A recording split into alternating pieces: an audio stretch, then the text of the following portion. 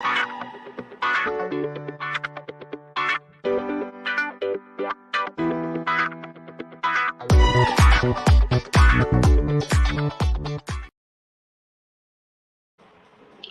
and welcome to the morning coaching of with RevSportz. Good morning, Boryada.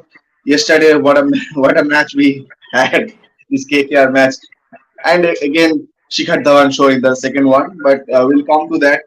Boryada, Rinku Singh's that knock. I would obviously come to Rinku Singh, but before that, Rashid Khan taking a hat trick, getting overshadowed, ending up on the losing side. Kind of an Mbappe vibe in the World Cup final. he scored That's a. that's actually a beautiful comparison. That's a very good comparison you make. That scoring a hat trick in a World Cup final and then getting overshadowed by Messi. Yes, the occasion was 200 times bigger. Obviously, a World Cup final has no comparison with an IPL game. Having said that, yes, I mean, not often do you see that a hat trick gets overshadowed by anything, and that too at a hat trick when KKR was 155 for 5, 6, 7. So it was almost game over. So at that point in time, nobody would have given KKR a chance. I mean, come on, 30 runs to go. No fool. I mean, it was some 1% or something in terms of probability. None of us, nobody who has watched cricket or watches or understands would have given KKR a chance. So from there on to be able to do this, it was a once in a lifetime miracle that has happened. It's an aberration, and it will never happen again. But some knocks that actually stay in our minds, in our hearts. I would say that first Bradman McCullum knock 158, Chris Gale's 175, another one Yuvraj Singh 6 sixes, another one I would say 2016 Carlos Braithwaite hitting those big knocks in the against Ben Stokes. So kind of same in those leagues. This knock you would give. Yes, because I mean, if anyone, whoever associates KKR or speaks about KKR, will always refer to the Rinku Singh finish. You have to, because now Rinku Singh is part of KKR folklore. Because what happened yesterday was, as I said, was a miracle. I mean, all of a sudden you have 6, 6, 6, 6, 6, and you're like, what the hell is going on? And the IPL needed this because you see, a tournament like this, it's a long tournament. One-sided games make it boring. Because if you see, for example, in some stadiums you haven't seen full houses. You haven't seen full houses. Some yes, Eden Gardens, Mumbai, Bangalore yes, Chennai yes. But for example, in Lucknow you haven't seen a full house. So for the sake of the tournament also, and it's a unique tournament, you would want performances like this because all day and even today morning, the flavor is Rinku Singh. People still talking about it. People over a cup of tea, reading their newspapers, watching our shows, people will still talk about it because it has this after sort of taste, like good whiskey, right? So good wine, it'll leave you with that aftertaste. So yes, you're absolutely spot on that this is one knock which will be part of KKR's folklore for a long time to come. Exactly, and the timing. I would say I would give you one example. Yesterday we were on phone at that point of time what to do, and after that Rashid Khan hat trick, I was supposed to go for shopping for Poila Boishakh. My parents were watching with me. After that hat trick, they went for shopping. I was like, no, let's wait till the end, and that happened. And I called them. This is what happened, and they were like, what? And incredible. And Yash Dayal, how much backing he would require to get back from this traumatic Good last question. over. Good question. This is where mental health becomes paramount because everybody is talking about Rinku Singh. And obviously, everybody will talk about Rinku Singh. Having said that, I was seeing a Gujarat Titans post where they talk about Yash Dayal saying, we win together, we lose together. Yash Dayal will need counseling. Yash Dayal will need support. Yash Dayal will need someone like a Hardik Pandya or a Rashid Khan put an arm around him. He is a young man, talented man, bowls at 140, wasn't able to nail his Yorkers, got hit. But it was freakish. It doesn't tell much about Yash Dayal's potential or lack of potential. So, this is where you need backing from the team management and the management. I think they will do that for Yash, but it's very very important while you celebrate Rinku Singh to also spare a thought for Yash Dayal, because when he wakes up today, he'll find it very hard to believe what went on. In his wildest of dreams, he would never have imagined to have gone for five sixes. So it'll take some digesting, but it'll also test the man's mental strength. How much mental strength he has to be able to come back from this. And if he is, then that speaks volumes from his temperament. So if you are Yash Dayal at this point in time, this is one of those challenges in life that you are now faced with, and you've got to overcome this problem and get back again. Exactly, and we have seen bowlers coming out of the situation. Take example of Stuart Broad, uh, Ben Stokes. After that innings, that over in 2016, uh, he won the World Cup, and he was a big part of that winning uh, knock. I would say so. Yes, mental health comes paramount in these situations, and we have seen tweets from KKR also, from Gujarat also. KKR also have given that yes, it's okay, it's okay, but you will come back. So that's some good social media activation, I would say, for Yash Dayal. And uh, Rinku Singh, as we talk about Rinku Singh, KKR management has backed him a lot during his uh, injuries. I would say Devashish Sen have covered that story. He has Devashish was telling that this was his payback season, and he has paid back quite well. Boryada? Oh, absolutely. I mean, look, if this KKR season goes well, this will be the turning point. Yes, you won the match against Bangalore, Hmm. but then this match was down and out, and all of a sudden it would have been one out of three games. And then you would have some pressure on you, especially against Gujarat Titans, defending champions at home. You're traveling, it's an away game, 30 runs to get off the last over, and you're able to get over the line. If KKR goes on to make the playoffs, this game will forever be looked upon as that moment which sort of transformed the campaign for KKR and pushed them forward. So, no question, Rinku Singh has been able to pay back, but it is also about consistency and going Yeah. forward with it.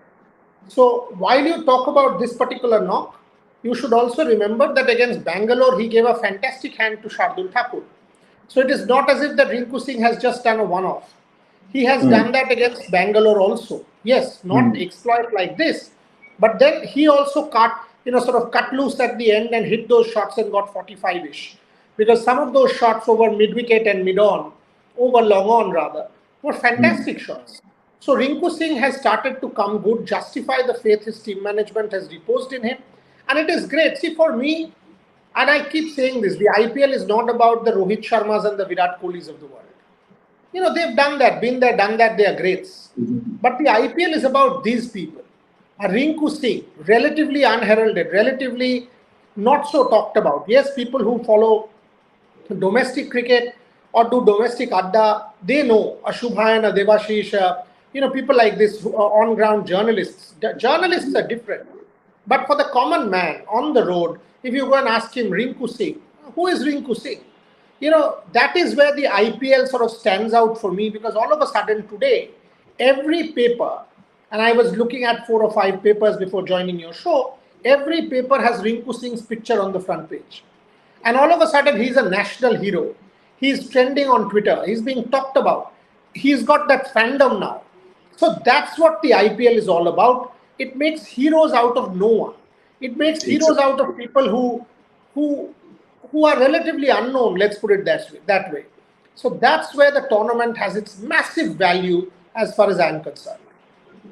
Exactly. And as we talk about this question, payback season for Rinku Singh, Devashish had an interview. So can we please have that small bite for what Rinku KKR Singh had to say? Management का जो आपके साथ आपके बारे में जो support रहा है that is incredible because obviously जब आपका डी सर्जरी हुआ था and the support they have given how do you like to repay back the KKR management नहीं नहीं काफ़ी मतलब शुरू से सपोर्ट किया है क्योंकि मतलब 2018 में मैं पिक हुआ था केकेआर में, तो वहाँ से मुझे सपोर्ट करते हुए आ रहे हैं कि मतलब मैंने अपनी टीम के लिए इतना अच्छा भी नहीं किया, मतलब वो फिर से मुझे बैक किया केकेआर टीम ने, तो काफ़ी अच्छा लगता है। इंजरी के टाइम भी बहुत बैक किया, तो सर्जरी कराई मेरी, तो सारा सपोर्ट मतलब केकेआर ने अच्छे से बैक किया मुझे। मेरा नेचर ही सर ऐसा ही कि सबके साथ एक एक साथ रहना, और मतलब उससे ना कि टीम का माहौल अच्छा रहता है, मतलब हम खुश रहेंगे, हंसेंगे, तो वो अच्छी चीज़ है टीम के लिए, वो माहौल अच्छा रहता है टीम का। बस मेरा यही है कि सर मैं मतलब मेरा यही है कि मैं इतना सोचता नहीं हूँ, मगर मेरी एक फीलिंग है अंदर से कि मैं भी एक फाइनल मतलब ट्रॉफी जीतूँ, वो IPL ट्रॉफी जीतूँ। तो मैं इस साल चाहता हूँ मैं ट्रॉफी जीतूँ इस साल, और मैं अपनी टीम के लिए अच्छा करूँ बहुत बहुत, और टीम को जिताऊँ। You know, while listening him talk, you can see the humility in him. He always addresses someone with a sir. He has a smile in his face. So that's, I think, a very big positive for him to go forward. But whatever this knock was so powerful that it not only shadowed Rashid Khan's hat trick, but also overshadowed Venkatesh Iyengar's 40 ball 83. We were not talking about that. Oh yeah, I mean, and Venkatesh Iyer was sensational yesterday. If anybody kept KKR in the hunt, it was Venkatesh Iyer. After Narayan Jagadishan got out, and before that Rahmanullah Gurbaz of 15 and Jagadishan something like that, it was difficult. And Nitish Rana also contributed well with that 45. But Venkatesh Iyer was the one who kept attacking and attacking every bowler, even Rashid Khan. If you see, Rashid Khan's first 3 overs went for 35 runs. He came back 35. with a hat trick is a different matter. But in the first 3 overs, especially over mid wicket and long on, both Nitish Rana and Venkatesh Iyer kept attacking Rashid Khan. They attacked Alzari Joseph. They attacked, to a degree, they attacked Josh Little. They attacked Yash Dayal. So they were continuously going for these bowlers. So they kept, and 15 overs when Venkatesh Iyer eventually got out, it was at 150. So that point in time, before that Rashid Khan over, you actually thought KKR might win it, because it was 55 runs off some 5 overs with 5-6 wickets left, and Andre Russell had just come out to bat. And that was all because of that Venkatesh Iyer and Nitish Rana partnership and Venkatesh Iyer's innings. Fantastic. It was great to see. Almost came out to open as an impact player when the first wicket fell. This is the kind of impact he had, which is why KKR retained him over Shubman Gill. And then he had a pretty ordinary season. But that's what cricket is all about. You have to be tough enough mentally to be able to come back. And that's what is great to see about Venkatesh Iyer, that he's being able to do that this season. If he starts to fire along with Gurbaz, and at some point I'm sure they'll have Jason Roy, then you have a Nitish Rana, then you have a Rinku Singh with so much confidence now, then you have an Andre Russell and a Shardul Thakur. All of a sudden, the batting lineup that all of us were thinking is not that great starts to look quite imposing. And the bowling with Varun, with Sunil, with Umesh, with Shardul, with Suyash Sharma, if Andre Russell bowls at some point, is quite a handful. So then KKR all of a sudden emerges as a strong unit which might pose challenges for any other team. Actually, you answered my next question. I was going to ask you. We were talking about KKR not being a that good side start of the season, but after these two matches, do you see them going forward? So, They have the confidence for sure. They have Nitin Das coming into the mix. They have Jason Roy coming into the mix. So all of a sudden they have options now, and good options at that. So if Rahmanullah Gurbaz has a lean run, then they will immediately get in a Jason Roy. They have an option in playing Jaga. So Jagadishan has already come in. They have, all of a sudden you think, oh what, KKR has quite a few options. And Litan Das has done that even against India. If you think of that World Cup knock, 25 ball 50 in Australia. So Litan Das can hit the ball a mile and can give you quick fire starts. So all of a sudden KKR has a side with multiple options. So yes, and the bowling was always decent. We've been continuously saying that the batting was a problem. And now with Rinku, now with some others, oh wow. Let's see what happens going forward. Yeah. And coming to the next one, SRH got that win they were looking for. But for, I would say for Punjab, Dhawan was the one-man show, yes, but 99, that was a great knock. But no other batters performing. Was it a one-off game, or do you think it's a serious problem for Punjab going forward? No, it's a one-off game. But without Bhanuka Rajapaksha, it might be a bit of an issue. I mean, yes, Matthew Short, but Matt Short, relatively new to the IPL. Prabhsimran Singh is relatively young. Can he give them quick fire starts every day? They are definitely missing Liam Livingston, missing him big time, big time. They are missing Johnny Bairstow. So all of a sudden, Punjab, that all that firepower that they had, Hmm. if you are missing Bairstow, if you are missing Livingston, you are going to struggle because the lineup, Prabh Singh Ran Singh, Matt Short, and then Jitesh Sharma, it doesn't evoke the same kind of confidence. You might just want to start with a Sam Curran, give him that, sort of bring him up the order, maybe make a few changes there because without key batters like a Livingston, like a Bhanuka, hopefully Bhanuka will come back because it's no Hmm. fracture. So maybe a couple of games and Bhanuka will be back. But they do need that firepower. So while I think it's a bit of an aberration, but once I look at that lineup and you're like, this lineup can be fragile. Again, Punjab has a relatively good bowling attack comparatively. So you've got an Arshdeep Singh. Of course, at some point in time, you will have a Rabada. You have a Nathan Ellis. So it's a good bowling attack, but you Hmm. definitely need more than 140. And yesterday, Mayank Markande ran through, Marco Janssen ran through. So that's not something that you would expect from a decent batting lineup. So was it a good performance? Dhawan was the lone show, but 140 was never going to be enough. Exactly. And today also we have a good game at Chinnaswamy RCB LSC. But before that, Rahul Tripathi's knock. Your thoughts on that? No. Yeah, I tweeted also. It was a good innings, especially in conditions which were favouring sort of the spinners, and it was an exhibition where there are two things. One, there was not so much pressure of the run rate, so Rahul could Hmm. maneuver his innings. Having said that, Rahul is a very good batter, especially in the IPL over the years. Whether it's for KKR, whether it's for Pune, whether it's for any other side, he has done extremely well. And yesterday, you could see that he has a lot of skill, especially against spinners. He was able to maneuver the ball, counter conditions which weren't that easy. It is everything taken together. It was a very, very good knock. Allowed Aiden Markram to play himself Hmm. in good innings, and that should give the Sunrisers some confidence after two really bad games. But the bowling attack, if it starts to come good, we've been saying this. They made a mess of the playing 11. They did not have Lars Klassen. They didn't bat him. They did not include Marco Janssen. Now they've got it right. Marco Janssen in that lineup at the start with that height will always be a handful. They've got a Bhuvi who got an early wicket yesterday, Prabh Simran. So Bhuvi, uh, and I've been saying this, which is Bhuvi 100%? If he is, can he sort of do the job? They've got a Natrajan, they've got an Umran Malik for that extra pace. So there you have some variety. And if the bowling attack starts to come good, see, this will then become a close tournament. No other team will Hmm. fall by the wayside. Anybody can beat anybody. That is when the IPL becomes interesting because you don't want one team to lose 4-5 on the trot and just go away. You don't want that to happen. That's happened with Delhi and so far with Mumbai. And you want one of those sides to bounce back because they're pedigreed sides. And I hope that happens soon. Exactly. And today, LSG, RCB, LSG have won the both games in their home, but lost the away game. And today again an away game. Uh, what do you expect from the game? Chinnaswamy, RCB are good side. What do you expect from the game? Firstly, it will be high scoring because it's a small ground. Hmm. You can Yeah. clear, so you can expect big runs to happen. What is also interesting is KL Rahul at the Chinnaswamy. That's Hmm. his home ground. That's his state, Karnataka, Bangalore. He's played all his cricket there. So he will know that ground better than many people. So KL Rahul is expected to be able to stand up on a ground which he knows like any other cricket ground. I mean, better than any other cricket ground in the world. At the same time, he will be up against a team which will have crowd support for Virat Kohli and for everybody else.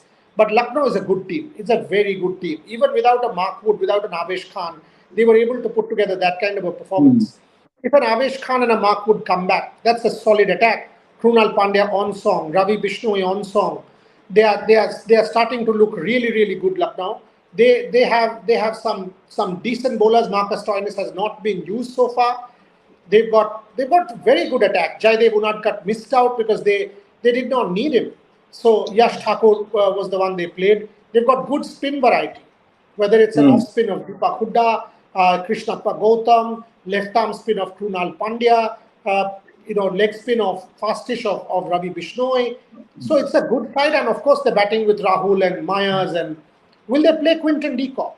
A Yeah. team that is able to leave Quinton de Kock out tells you how good they are. Having said that, RCB at home is always a handful, but RCB is top heavy. Once you get Fafed and Virat, all of a sudden, Maxwell, you don't know who Maxwell will turn up. No Rajat Patidar. So all of a sudden, RCB is starting to look a little fragile if you get the top two out. So Lucknow will have to get the top two out to be able to make inroads. Yeah, and as we talked about KL Rahul and Chinnaswamy, KL Rahul had a great record against RCB as a whole. He have 350s, 100 against RCB. So that will be an interesting contest to see. And while on the other hand, RCB's bowling has been the best in the power play so far in this season.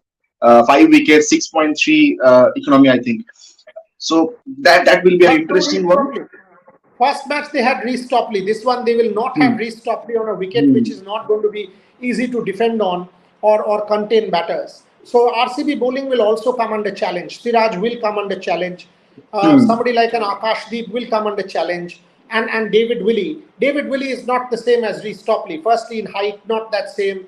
So David Willey is not that fast. Yes, he might get the ball to swing a little bit, but conditions like Chinnaswamy, people should be able to hit through the line. So it will be a challenge for RCB bowlers for sure. Okay, but we'll discuss this at a stretch in the pre-match show. But before we go on to another champion knock yesterday from Priyanshu Rajawat, Buryada, your predictions for today's IPL game? Yes, and it's a tough one today. I mean, LSG versus RCB. I think Lucknow is a better team. But having said that, against a Faf and a Virat Kohli, missing Reece Topley, missing Josh Hazelwood, missing Rajat Patidar, I think RCB is slightly on the back foot.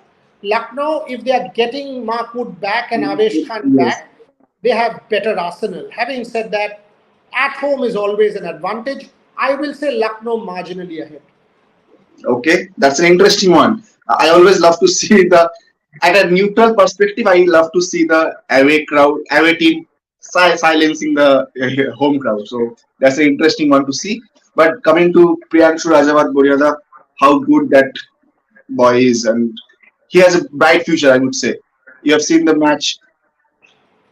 Yesterday, I've been speaking about, look, I asked Gopi Chand about a year and a half back that Gopi, when I see the men's crop, I see Shrikant not being the same consistent self as he was in 2017.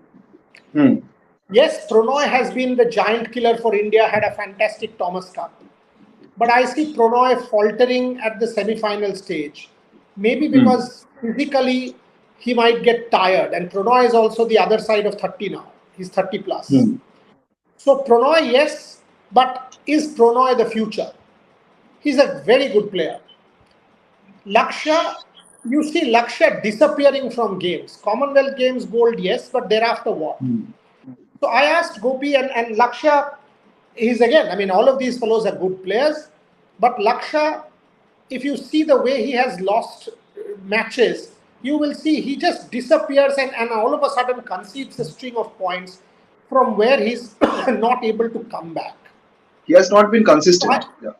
Correct. And I had asked Gopi that who in men's singles. And this is about a year and a half back, and he said, watch out for Priyanshu Rajawat. I'm like, who is this guy?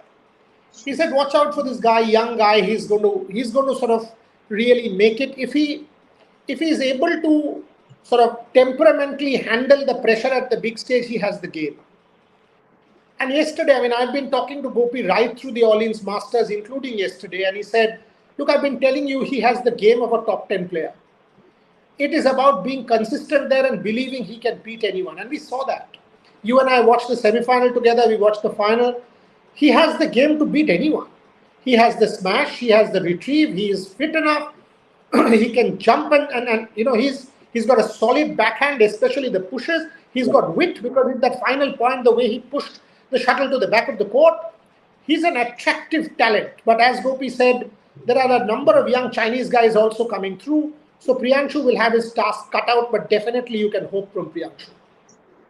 As you talk about wit, I would say it was a cheeky one because he loves to play the front courts, just push the ball, and so the player opponent can't reach there. And backhand, yes, he has been good, and the smashes, the he jumps and the long smashes that he makes, it's brilliant. And uh, at one point I noticed one thing. He has that mentality to not give up, because in the second set, if you notice, he was down by 14-9. I think 14-9 at one point. Yes, he lost the second set yesterday by a close one, but that from 14-9 he moved to 16-4, 14 lead. So that speaks of the mentality of not giving up. Your thoughts on that? Yes, 14-9 to 16-14, and then he was up 17-15 before he conceded Hmm. 5 points. And then again got two for a, got it Hmm. to 19-20. And I asked Anil, who is with him, his coach from the Gopichand Academy, Yeah. the moment the match ended, we were having a chat, and he told me that Priyanshu was trying to finish points fast. He was trying to finish points at the second or the third stroke. And that's what Hmm. Anil told him, that there's no need to do that. Just hold back a little bit, go slow at the start of the third game, and you'll be fine. And that's what he did. And we all saw the third game. So, yes, he has all the talent. If he sort of is able to hone it properly, he will have good guidance in, obviously, Gopi and Anil. Gopi has been with him for the last 11 years. So has Anil. He was picked up by Gopi from the Gwalior Academy, Gopi's Gwalior Academy in Hmm. 2010, 2011. And then when the academy folded up because of want of funds, this was the only guy Gopi got with him back to Hyderabad. So Hmm. he's been with Gopi for 11, 12 years. And this is his time to sort of break through now. Yeah, and one last point I would say that I noticed. I would want your views on that. Uh, Priyanshu's, we have seen his cross court ability is very good, backhand ability is very good, but while exercising those, in quite hurry, he commits some unforced errors, and he has lost some points in that. Do you think the same? See, that is the thing. You cannot rush into points and think that I will Hmm. close out points at the second or third stroke. That's what Anil was saying. He needs to be patient because he's got a good defense. So and he's Hmm. physically fit enough to continue playing a longer game. So if he is able to stay patient, stay focused, physically fit, there is no reason for Priyanshu to be able to break through. And the Olympic qualification is starting. His first BWF World Tour title. It should give him enormous confidence to be able to push hard. And oftentimes you've seen this. You've seen one breakaway performer all of a sudden coming through and pushing a case in the Olympics. Can he do that? We've got to wait and see, but definitely he has potential. Exactly, and we hope he has a great future ahead. I'll be following him quite thoroughly from now on. He has actually got that highlight, I would say, and I really like this guy, a young guy, and we have his first reaction after that historic win for him, the first BWF World Tour victory for him. We have his first reaction. We will end the show with his reaction, but Buryada, we'll meet you in the office. We'll have the pre-match show from the studio only. But so, Swapnil, can we please have Priyanshu's first reaction after his win? मुझे tournament जीत के बहुत अच्छा लग रहा है और मैं India में भी सबको थैंक यू बोलना चाहूँगा उन लोगों ने मुझे इतना अच्छे से सपोर्ट किया और मैं अपने पेरेंट्स और कोचेस को भी थैंक दूँगा स्पेशली गोपी सर अनिल सर और सियानत भैया लोगों को तो थैंक यू हमेशा सपोर्ट करेंगे Okay, that's all. Thank you for joining. We'll be back again tomorrow.